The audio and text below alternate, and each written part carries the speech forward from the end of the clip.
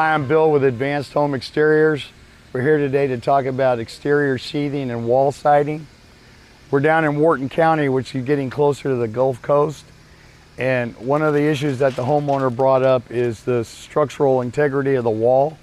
The original siding was 1-inch thick wood siding, which acted as not only the shear wall strength, but also as a siding.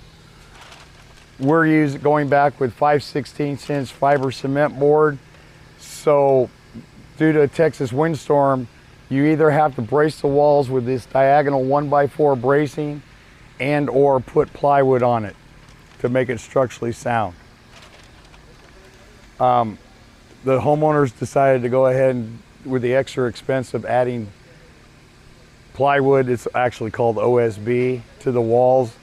It acts as a structural sheathing, and it'll help the siding lay flatter when we apply the siding.